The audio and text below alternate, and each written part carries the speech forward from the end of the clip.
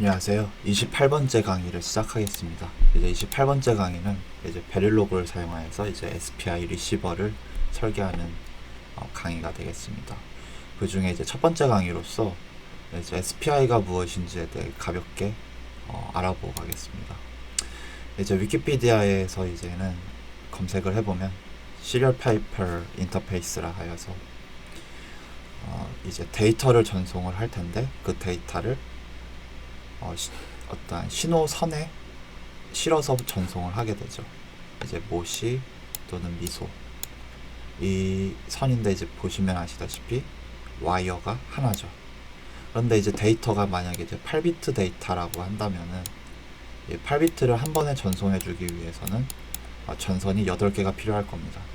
그런데 이제 8개씩 전선을 사용을 하게 되면 아무래도 설계하는데 복잡함도 있고 아무래도 전선이 많아지는 만큼 실제로 뭐 PCB로 이제 설계를 하거나 아니면 전선을 연결해야 할 때 이제 그 전선 가닥이 이제 8개씩이나 되니까 이제 대부분의 이제 현대의 디지털 로직 설계에서는 LVDS라던가 아니면 시리얼 인터페이스, 고속 시리얼 인터페이스 등을 사용을 하게 되는데 이제 SPI도 그러한 시리얼 통신 중에 하나라고 생각하시면 되겠습니다. 근데 이제 시리얼 통신 중에서 이제 또 유명한 게 UART라고 있는데 이제 UART와는 다르게 클럭 신호도 같이 전송해주는 인터페이스다라고 이해하실 수 있겠습니다. 그래서 이제 그 SPI의 타이밍 다이어그램을 나타내는 건데요. 이제 이 타이밍 다이어그램을 이해해서 이 타이밍 다이어그램에 맞추어서 FPGA에서 이 각각의 비트들을 캡처해서 하나의 8비트 데이터로 완성하는 것이 이제 주요한 SPI 리시버의 역할이라고 하겠습니다. 먼저 이제 SPI는 SS 또는 CS라고 하는 CS라는 이름을 가지는 또는 SS라고도 부르고요. 칩 셀렉트 또는 SS. 그러니까 이제 디폴트로 하이로 떠 있다가 이제 로우가 되는 때가 있습니다. 이 로우가 된다는 뜻 자체가 이제 지금 SPI가 이제 데이터 전송을 시작하겠다 라는 일종의 트리거 같은 역할을 하게 됩니다. 그리고 이 SS가 로우로 죽고 나서 이제 어느 정도의 시간이 지난 후에 이제 클럭 신호가 발생을 하게 됩니다. 이제 이 타이밍 다이어그램에서는 이제 이 클럭이 두 가지로 표현이 되어져 있는데요. 이 클럭 두 개가 동시에 나간다는 뜻은 아니고요. 이제 SPI가 1980년대 모토로라에서 만들었지만 이제 수많은 시간이 지나면서 이제 여러 가지 이제 변종들이 생긴 겁니다. 그래서 이제 그 어플리케이션에 따라서 이제 시리얼 페리페럴 인터페이스의 어느 정도의 그러한 표준을 따르지만 이제 그 중에서도 이제 주요한 어플리케이션에 따라서 필요에 따라서 이제 그 SPI의 세부 버전이 다른데 이 버전의 그 설정이 이제 CPU에 또 CPHA라고 할 수 있겠습니다. 이제 그 예를 들어서 설명을 하기 위해서 이제 CPU의 0과 CPHA 0을 기준으로 설명을 드리겠습니다. 이제 CS가 로우로 떨어지고 난 다음에 이제 데이터를 전송하기 시작할 건데 이제 데이터를 그러면은 언제 캡처하면 되는가? 바로 이 SCK가 포지했지, 즉 하이로 뜨는 그 순간에 모시의 값을 탁 캡처하게 되면 첫 번째 비트 값을 성공적으로 캡처하게 되고, 그리고 난 다음에 그 다음 클럭의 엣지를 또 채서 모시의 값을 캡처하게 되면 이제 두 번째 비트 값이 캡처가 되게 됩니다. 이렇게 돼서 이제 순서대로 각각의 비트들을 캡처해서 이제 8비트의 데이터로 완성을 시키게 되면 이제 첫 번째부터 들어오는 게 이제 LSB서부터 찬다고 한다면, MSB서부터 찬다고 한다면 이제 1, 2, 3, 4, 5 이렇게 차게 될 겁니다. 여기서 이제 1, 2, 3, 4, 5 때문에 또 혹시나 헷갈리실까봐 조금 더 설명을 하면, 여기서 제가 방금 말 1, 2, 3, 4, 5는 데이터 값을 말하는 것은 아닙니다. 왜냐하면 이제 선이 하나이기 때문에 이 선이 표현할 수 있는 것은 1과 0 이 두 가지 뿐이겠죠. 다만 이제 1, 2, 3, 4, 5라는 것은 이제 몇 번째 비트냐라는 것의 그 인덱스적인 개념으로서 설명을 드린 겁니다. 이제 가령 전송한 값이 10, 10, 10에서 0xaa를 전송했다고 한다면 이제 각각의 클럭 엣지에 맞추어서 1010을 순서대로 캡처해서 그것을 이제 8비트로 완성을 하게 되면 0x 000a라는 값이 캡처가 될 것입니다. 0xaa죠. 예. 그래서 SPI 리시버를 이제 설계하기 위한 이제 타이밍 다이어그램에 대해서 이제 이해를 했습니다. 이제 그 칩 셀렉트가 로우가 되었을 때 클럭 엣지에 맞추어서 모시의 값을 캡처해내면 됩니다. 이제 이것을 베릴로그로 코딩하는 것은 또 의외로 좀 너무 간단하지만은 않은데요.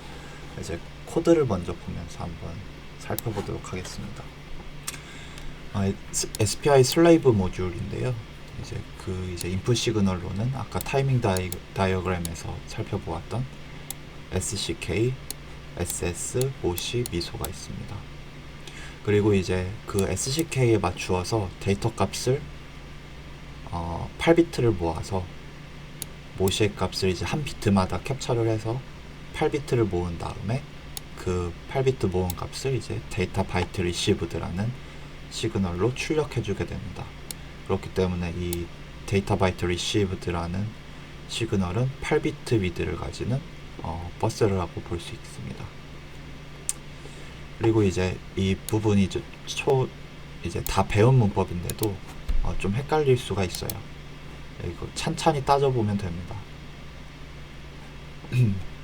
먼저 얘가 언제 동작하느냐 하면 이 센시티비티 리스트 클럭이 엣지가 뜨는 순간에 작동을 하는데 무엇이 작동하는가 하면 이 어자인먼트가 실행이 돼요. 우측에 있는 값이 좌측에 있는 값으로 전달이 될 거예요. 그럼 먼저 이 SCKR이 무엇인가 봤더니 3비트의 위드를 가지는 레지스터예요. 그러면 이제 여기에다 임의로 한번 레지스터라는 그 공간을 한번 만들어 볼게요. 이제 괄호고 이제 방이 3개인 레지스터 공간이 있다고 쳐봅시다. 그런데 여기에다 이제 무슨 값을 저장하기는 할 건데 어떻게 저장이 되는지 얘가 조금 헷갈리게 표시가 되어져 있어요. 그럼 천천히 따져보면 먼저 이 괄호에 대해서 먼저 생각해보면 이제 내부적인 거를 이제 생각하지 않고 괄호만 생각해 볼게요. 이 괄호와 이 SCKR, 이 SCKR도 그냥 이름이 SCKR이지 이 SCKR의 길이가 몇이에요? 버스 위드가 3비트짜리죠. 그러면 이제 3비트 대 3비트로 호환이 되는 거예요. 그러면 이제 여기까지는 알았고 이제 3비트의 값이 3비트의 값으로 3비트의 이제 레지스터로 값이 전달이 될 건데 그럼 이제 이 괄호 안을 따져보면 SCKR 앞에 봤었던 SCKR이죠. 근데 SCKR은 분명히 버스 위드가 3비트라 했는데 만약 3비트라고 한다면 이 인덱스가 0에서 1까지가 아니라 0에서 2까지여야겠죠. 근데 0에서 2까지가 아니라 0에서 1까지라는 것은 여기하고 여기죠. 이 공간의 값을 이 괄호에서는 어느 위치예요? 이 위치가 되는 거죠. 그러면은 이 LSB 위치에는 무엇이 들어가나요? SCK가 위치하게 돼요. 그러면 이게 클럭이 엣지가 뜨는 순간마다 SCKR에 저장되어져 있던 값의 그 상위 2개 비트를 가져와서 그 뒤에는 이제 LSB에는 SCK의 로직 값을 넣은 다음에 제가 말씀을 잘못 드렸네요.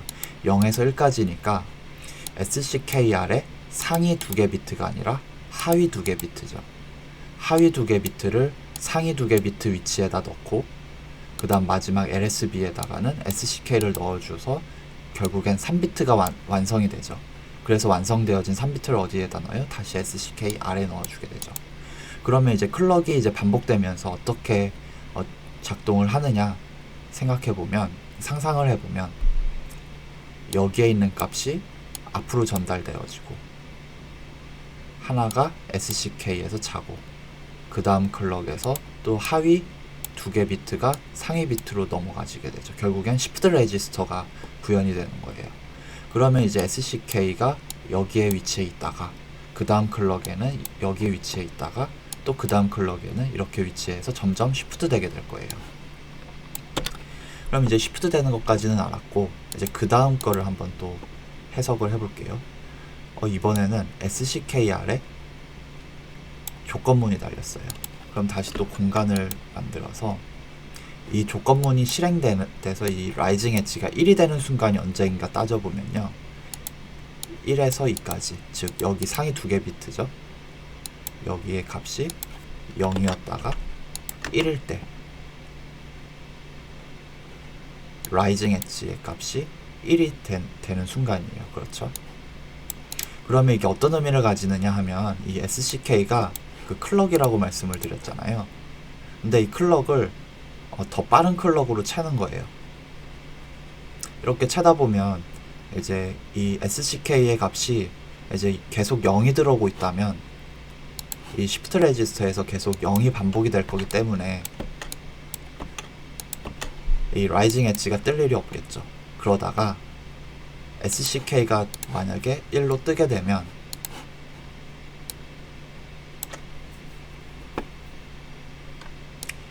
LSB에 1이 한번 들어오죠. 이때는 라이징 엣지가 안 떠요. 왜냐? 1부터 2까지 바로 이 부분이 1, 0인 순간에 값이 뜰 거기 때문에 그렇죠. 그러면 이제 지금 이제 SCK가 처음 1이 들어왔을 때는 라이징 엣지가 뜨지 않고 있다가 이제 1이 시프트 되었을 때 라이징 엣지가 뜨게 될 겁니다. 이제 마찬가지로 이제 폴링 엣지는 1대 0, 1에서 2까지 1과 0인데요. 이제 라이징 엣지가 뜨고 나서 이제 계속 1이 된 상황, 이제 이 가운데 공간을 의미하겠죠. 이 가운데 공간이 이제 111로 되어져 있을 거예요. 그러다가 이제 이 엣지가 로우 엣지로 죽는 거예요.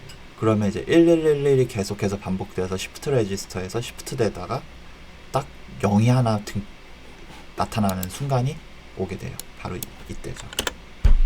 그러면 또 마찬가지로 폴링 엣지가 뜨지 않고 있다가 언제 뜨나요? 이제 또 마찬가지로 이제 이 두 개의 값이 상위 두 개의 값으로 옮겨지고, 그 다음 SCK 값은 계속 0일 거니까 이제 1, 0, 바로 이 조건에 부합하게 되어서 폴링 엣지가 뜨게 되는 거죠. 이게 이제 그 코드만 보아서는 참 이게 무슨 뜻으로 이걸 만들어 놓은 걸까, 코딩해 놓은 걸까 납득하기 어려울 수 있지만, 이제 이렇게 타이밍 다이어그램으로 같이 보게 되면 이해하기가 편합니다. 이제 SSER과 이제 MOSIR도 마찬가지로 이러한 엣지들을 채주기 위해서 이제 코드를 짜두게 된 겁니다. 그리고 이 부분에서 이제 또 카운트 개념이 나오게 되는데요. 먼저 클럭이 이제 포즈 엣지마다 이제 내부의 신호들이 작동이 될 텐데, SSEL이 이제 로우 액티브인 경우, 액티브하지 않은 경우, 즉 액티브하지 않다라는 것은 이제 하이인 경우를 말하죠. 하이인 경우고, 이제 로우인 경우는 액티브한 경우죠. 그래서 이제 액티브한 경우가 아닌 경우, 즉 SS가 하이일 때는 이제 초기화해주는, 카운터를 초기화를 해줍니다. 그러다가 이제 if문에 걸리지 않는다는 것은 SSEL이 액티브하다는 뜻이죠. 즉 SS가 로우로 죽어있는 상태이기 때문에 SCK의 라이징 엣지마다 모시의 값을 채주게 될 거예요. 한번 확인해 볼까요? 이제 이것도 마찬가지로 시프트 레지스터 개념으로 그 코딩을 했어요. 또 이제 마찬가지로 한번 공간을 한번 만들어 볼까요?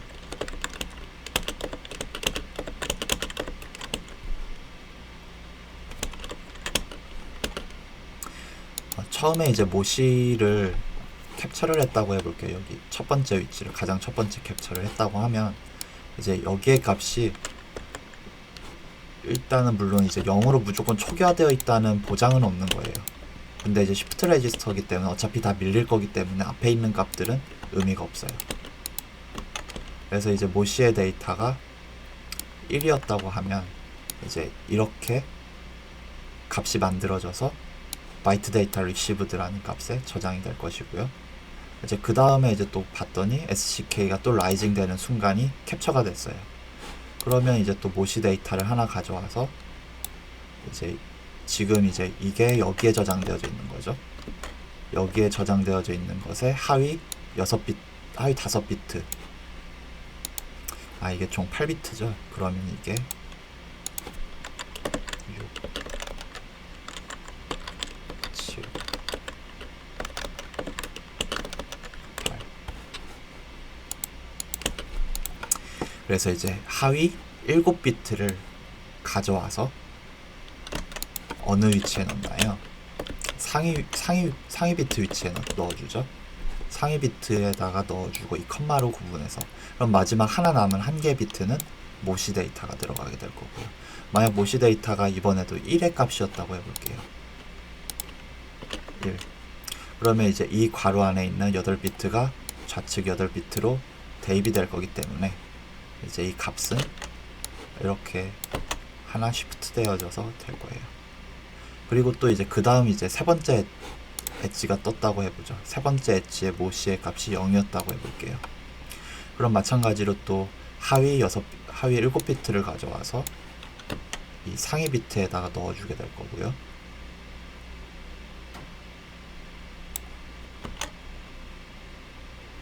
그리고 그 마지막 LSB 위치에는 모시 데이터 0이 들어가게 될 거예요.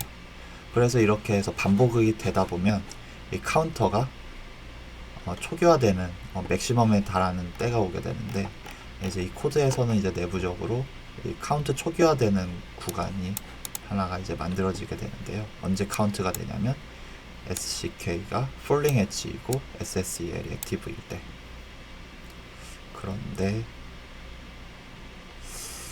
일단 초기화하는 부분이 이제 이 비트 카운트일 때 1111, 그쵸, 이제 8이니까.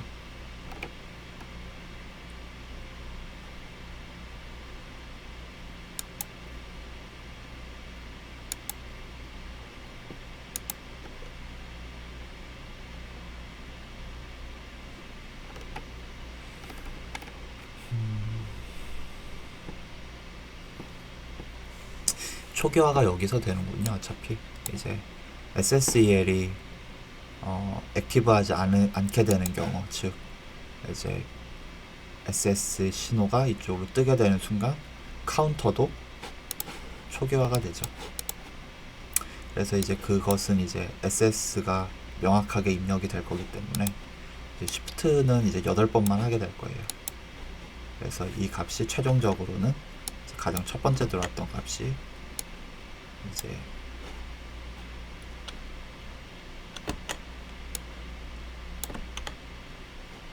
MSB 위치에 자리 잡게 될 거고요.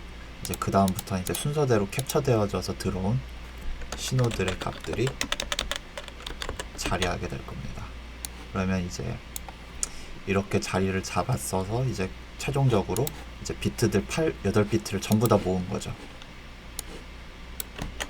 그럼 이제 이 8개의 비트 모은 것들을 이제 이 모듈의 외부로 출력을 해줘야지 될 거예요.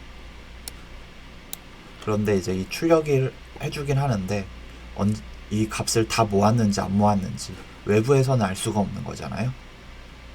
왜냐하면 내부에서는 카운터가 있기 때문에 카운터가 이제 111이 돼서 7이 된 순간 8개 데이터를 다 모았다 라고 할 수 있을런지 모르겠지만, 외부에서는 이제 7개까지 모았는지 5개까지 모았는지 알 수 없는 거예요. 그래서 이제 시그널을 하나 더 만들어 주는 거죠. 데이터 아웃 레디. 그래서 8개의 비트들이 모두 다 모여졌을 때 이 데이터 아웃 레디의 시그널을 1로 띄워줌으로써 지금 이 바이트 데이터 리시브드의 이 8개 비트들이 모두 다 정확하게 들어온 데이터니까 지금 이 데이터를 읽으면 앞서 들어온 SPI 1개 바이트에 대한 값을 성공적으로 값을 읽어갈 수 있다. 그에 대한 시그널이 바로 데이터 아웃 레디가 됩니다. 그래서 이 데이터 아웃 레디가 언제 1로 변환되느냐 하면은 이제 카운터의 값이 7이고 SCK의 라이징 엣지일 때, SCK의 라이징 엣지면 이때죠. 그리고 SSEL이 액티브 할 때 이 구간이 되죠.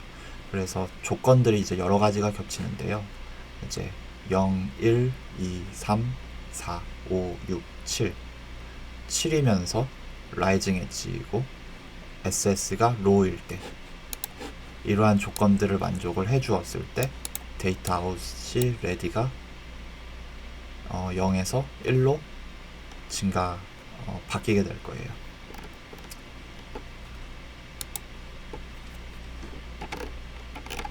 이제 아래에 대한 코드는 미소에 대한 코드인데요. 이제 미소라는 것은 우리가 이제 데이터를 마스터에서 슬레이브로 전송해 줄 수도 있지만 다시 수신할 수도 있어야 하잖아요. 그래서 수신하는 쪽, 즉 이 리시버 단에서는 슬레이브 모듈이기 때문에 트랜스미터의 개념이 됩니다. 트랜스미터의 역할이 되죠. 미소에 있어서는. 그래서 이 부분은 이제 또 시프트를 해가면서 비트 데이터들을 하나씩 전송해 주게 되는 겁니다. 그래서 먼저 리시브드에 대해서만 살펴볼 거기 때문에 이제 아래 코드는 참고적으로만 이제 또 따져보시면 될 것 같고요. 이제 그 리시브드에 대해서 중점적으로 말씀을 드리도록 하겠습니다. 이제 이러한 SPI 모듈을 만들었으면 이 SPI 모듈을 또 탑으로서 인스턴시에이트를 하게 될 건데요.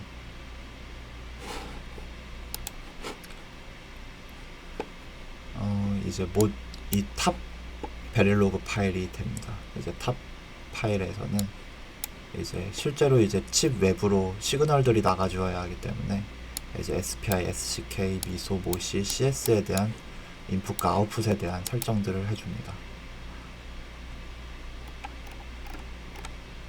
그리고 이 신호들을 다시 SPI 슬레이브 모듈에 연결을 해주게 됩니다. 이 .u에 찍혀있는 이 모시라는 시그널 이름은 반드시 이 SPI 슬레이브 모듈에서 사용하였던 바로 이 이름들과 정확하게 오타 없이 똑같아야 하고, 이 괄호 안에 들어가게 되는 시그널들은 이제 우리가 탑에서 선언한 시그널들을 연결을 해주게 됩니다. 그리고 바이트 데이터 리시브드 또한 탑에서 선언을 해줘야 하는데요. 와이어 타입으로 선언을 해줍니다. 이제 우리가 앞서서 이제 반복적으로 학습을 했지만 이제 바이트 데이터 리시브드라는 것은 이 슬레이브 모듈에서는 레지스터로 선언이 되어져 있어요. 그렇기 때문에 외부에서는 이미 메모리에 저장되어져 있는 값을 그저 전선으로 전달만 받으면 되는 거거든요. 그래서 와이어로 선언이 되어져 있습니다. 그리고 비트 위드는 8비트를 가지고 8비트의 이제 비트 위드를 갖고요. 그리고 이제 그 8비트 데이터뿐만 아니라 이 데이터가 언제 정확하게 8비트가 정확히 딱 모였는지에 대한 타이밍을 알아야 하기 때문에 데이터 아웃 레디 시그널을 또 가지게 됩니다. 그래서 이제 밑으로 내려보게 되면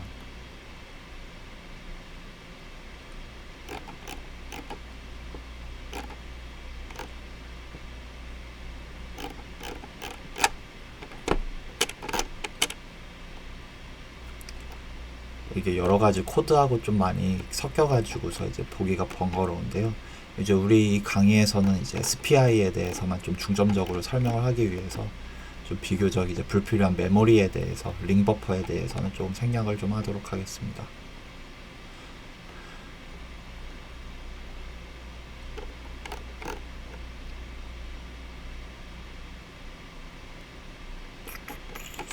이게 이제 다른 용도로 좀 만들 이루어지다 보니까 코드들이 좀 많이 복잡한데, 이제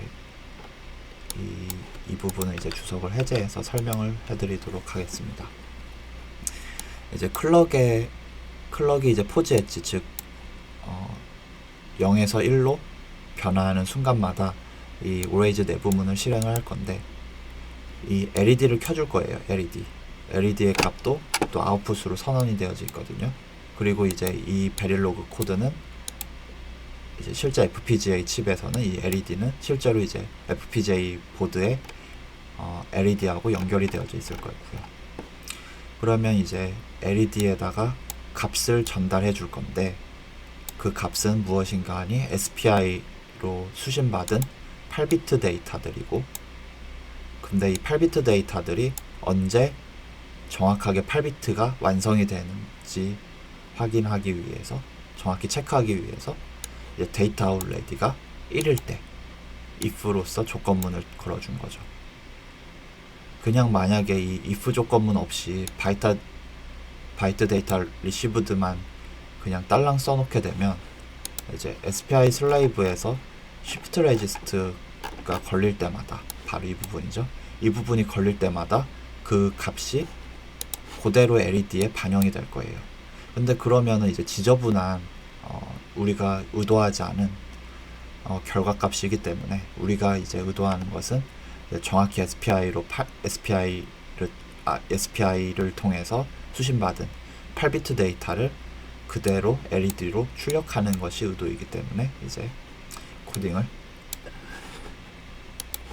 이렇게 하게 됩니다.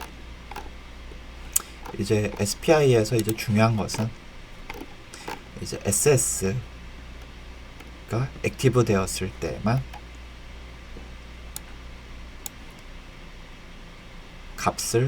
모시 데이터 값을 시프트 레지스트에 가면서 캡처해 갈 건데, 그 캡처는 또 언제마다 캡처하는가 봤더니 SCK의 라이징 엣지마다 캡처를 해주어야 하기 때문에 if 조건문으로 SCK 라이징 엣지를 SCK 라이징 엣지 신호가 1인 순간마다 캡처를 하게 될 거예요. 근데 이 SCK 라이징 엣지가 언제 1이 되느냐 따져봤더니 또 마찬가지로 위해서 시프트 레지스트를 통해서 SCK가 000000이었다가 어느 순간 01이 되는 순간, 지금 이 구간이 라이징 엣지구나 하고 SCK 라이징 엣지 신호를 1로 만들어 줄 것이고, 그래서 클럭이 1이 되어진 순간 SCK 라이징 엣지가 1이면 마찬가지로 이 라이징 엣지라는 것으로서 간주해서 데이터들을 이제 하나씩 캡처해 나갈 것이고, 이제 캡처가 다 되는 그 순간에 데이터 아웃 레디를 1로 만들어 줌으로써 외부에서 제대로 완성된 8비트 데이터를 정확하게 LED 출력으로 내보내줄 수 있게 됩니다. 그 SPI 리시버를 이제 설계하기 위해서는 이제 물론 SPI에 대해서 먼저 배경 지식을 공부하는 것이 가장 그 첫 번째고요. 이것이 어떤 이유 때문에 탄생하게 된 건지, 그러한 이제 근본적 이유를 좀 이해하면 좋습니다. 이제 클럭 없이 UART 통신으로 하게 되면 이제 아무래도 클럭이 없기 때문에 싱크를 맞추는 데서 에러가 발생합니다. 이제 송신하는 쪽하고 수신하는 쪽의 비트레이트가 살짝 틀어지거나 노이즈로 인해서 0으로 전송한 비트가 1로 바뀌었을 때, 이러한 이제 비트 에러들에 대해서 굉장히 영향받기가 쉬운데, 이제 SPI는 클럭 신호도 같이 전송해 주기 때문에 페이지가 좀 살짝 틀어지더라도 그 셋업 홀딩 마진에만 충분하게 들어오게 되면 이제 정확히 모시 시그널을 캡처하는 것이 가능하게 됩니다. 그래서 이제 주로 이러한 스펙들에는 항상 타이밍 다이어그램이 따라오게 됩니다. 이 인터페이스는 이러한 타이밍 다이어그램에 의거하여 작동하게 됩니다 라고 설명해 주는 건데요. 이 타이밍 다이어그램만 딸랑 보고서 베릴로그로 코딩을 해내는 것은 사실 쉽지는 않습니다. 이러한 것을 이제 쉽게 하기 위해서는 아무래도 가장 먼저 연습이 중요할 거고요. 이제 이러한 인터페이스들을 자주 설계해 본 사람이 빠르고 또 보다 효율적인 코드들을 설계해낼 수 있을 겁니다. 그런데 그럼 초보자들은 어떻게 이러한 것들에 접근을 해야 되느냐? 그냥 타이밍 다이어그램 보고서 그냥 막무가내로 뭔가 만들어 보겠다, 코딩해 보겠다 하면은 별로 의외로 학습에 도움이 별로 좋지 않다고 생각을 합니다. 초보자분들께서는 이제 남이 만들어둔 코드를 이제 어떤 원리로 도대체 코딩을 해내갔는지 그러한 원리들, 코딩 스타일들을 자주 봄으로써 익숙해지고 학습함으로써 이제 점점 자기 것으로 만들어 나가는 감각을 키워나가는 것이 이제 가장 빠르고 효과적인 학습 방법이 아닌가 생각을 해봅니다.